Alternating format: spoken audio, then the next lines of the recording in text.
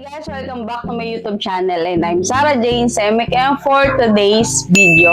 So, sasagot tayo ulit ng mga ating subscriber. Tatanong po about po dito sa ating vlog. Ang nagtanong is si Ani Senior Mortejo. So, ang tanong niya, profile violated our advertising policies. Paano to tanggalin? So, kung bago ko pa lang sa ating channel at napadpad ka dito and interesado ka sa ating topic, huwag mong kalimutang mag-like and subscribe and click mo yung bell para updated ka na nga sa mga bago nating tutorial. At simulan natin agad pagkatapos ng aking intro.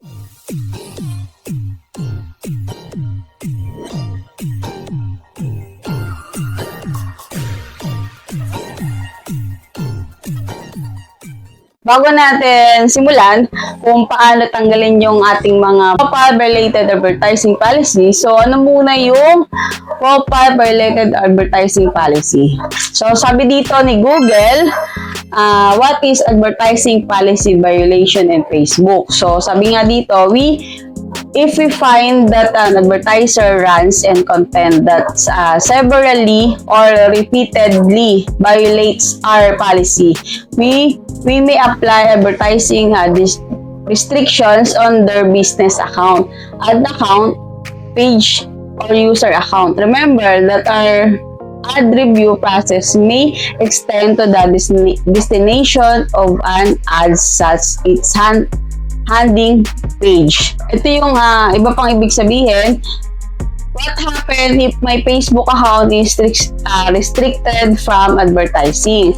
So, ang sabi dito, if your personal Facebook profile has been restricted from advertising, you would be able to create or manage new ads or new ad account or assets. This will also be followed by message from Facebook stating the same thing. Your advertising access is restricted. So, alam nyo guys, nangyari rin to sa aking profile. Nagkaroon ako ng advertising violations. So, kasi parang nangyari kasi noon is may napindot akong, di ba may nakikita tayo sa ating profile ng mga ma-promote or ma-boost yung ating Facebook. So, napindot ko yon. Then, hindi ko naman siya continue. Parang hanggang sa payment setup lang siya. So, hindi ko natapos yung pag-set up nun.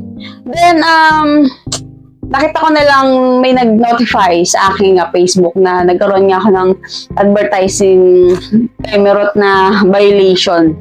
So, di ko na pinansin nyo kasi di pa naman ako monetize that time noon and wala ko rin ako pakialam kung nagkaroon ako ng violation nun. Basta ako nag-upload lang ako nag-upload.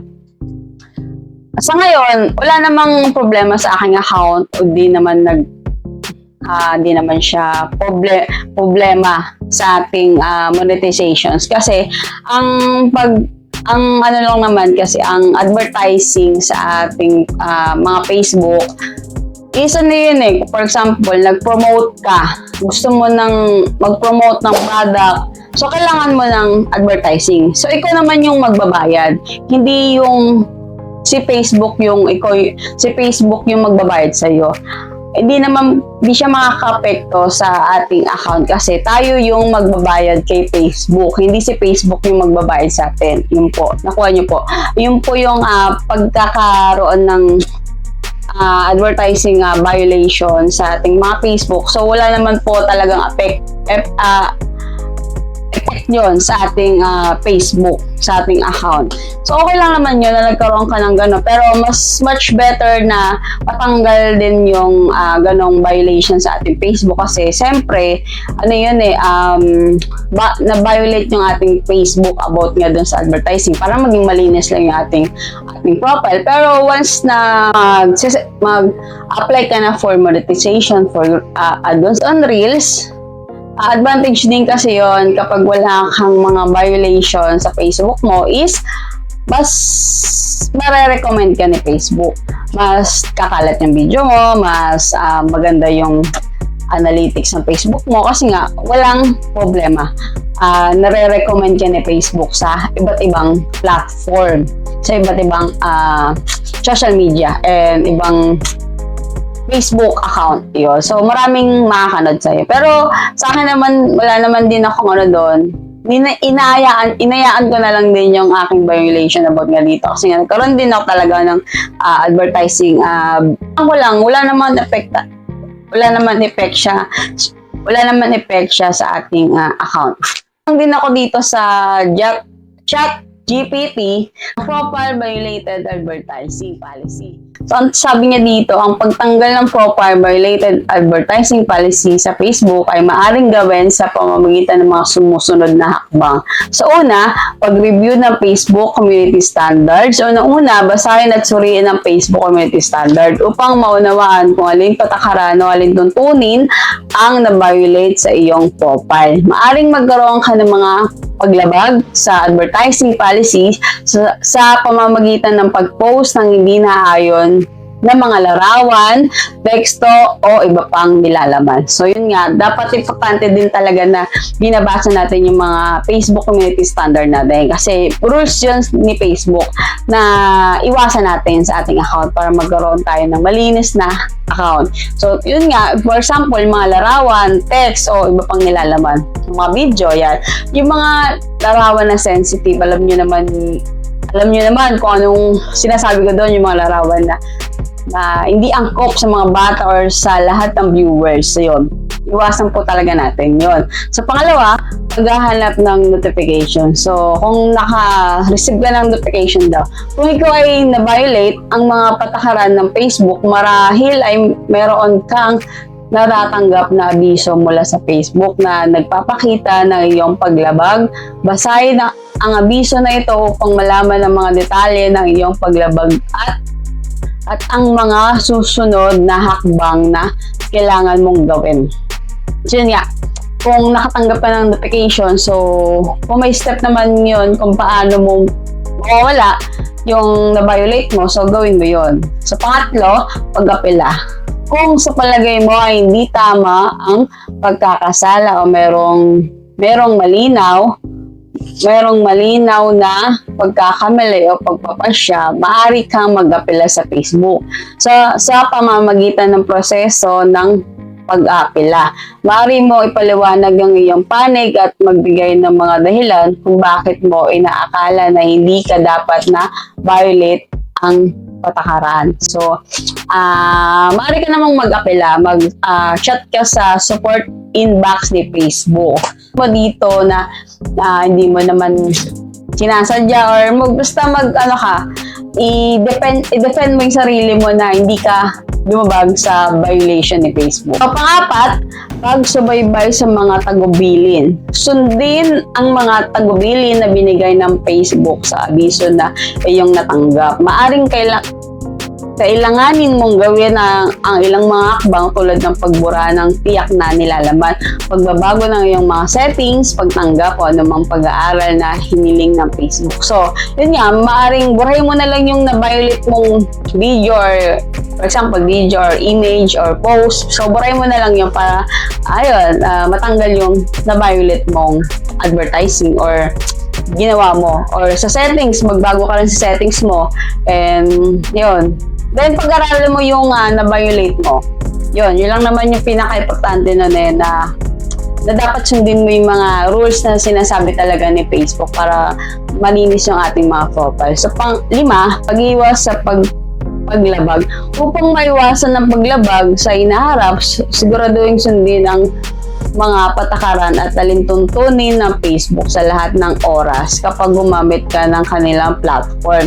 Iwasan ang pag-post ng hindi naaayon sa mga larawan, teksto o iba pang nilalaman na maaaring labag sa kanilang mga patakaran. So yun nga, parang naulitan din na dapat iwasan talaga natin na mag-post tayo ng mga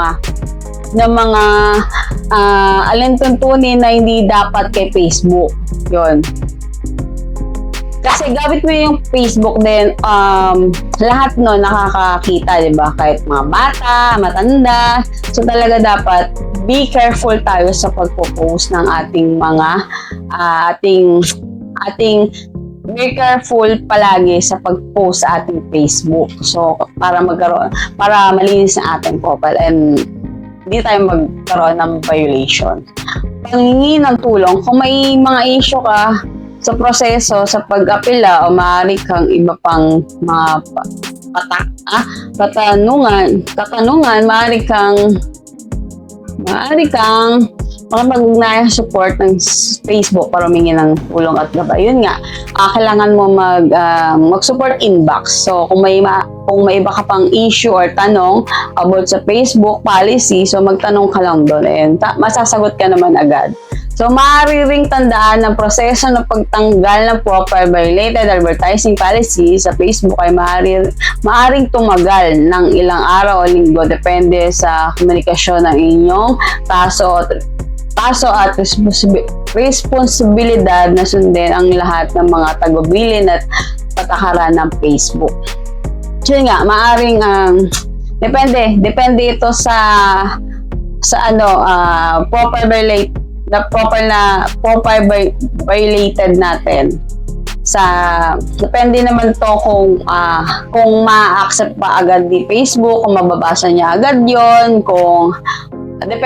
depende talaga sa kaso ng na-violate mo kay Facebook. So, magantay-antay lang tayo ng tamang oras at tamang panahon. So, mawawala rin naman yun. Basta tayo, gawin lang natin ng tama at malinis yung ating mga Facebook.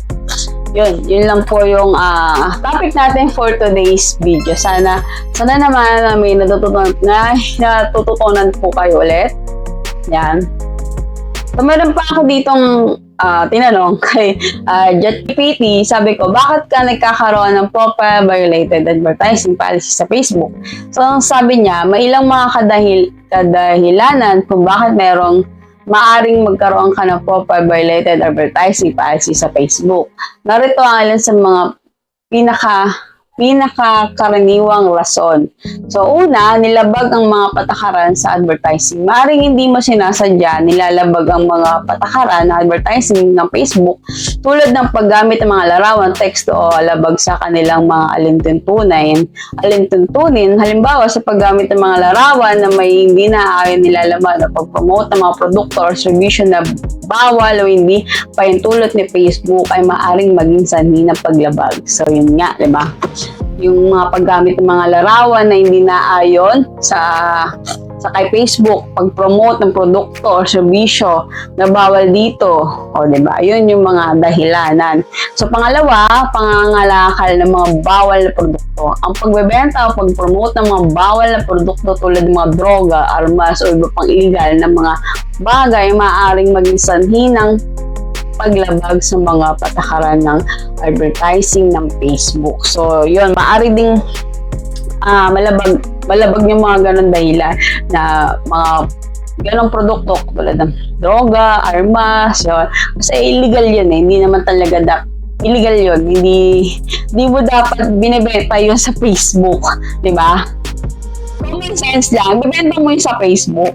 Sa pangatlo, maling paggamit ng ads. Maaring makaranas ka ng problema sa iyong advertising account sa Facebook dahil sa maling paggamit ng mga ads. Tulad ng paggamit ng mga spammy or deceptive ads na maaring pagdulot ng hindi magandang karanasan sa mga gumagamit ng platform. So, yun nga, yung mga spammy, alam niyo naman yung spam. Diba? So, bawal din talaga yan kasi magkakaroon ka talaga ng problema sa inyong account kapag gumamit ka ng mga spam account or mga ads na peke, diba?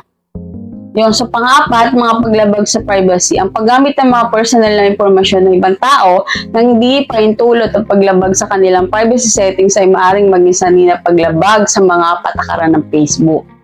So, yun, isa rin yun sa paggamit ng mga personal information ng ibang tao. So, yun. Kasama rin yun sa kasama din yun sa pag-violate ni Facebook.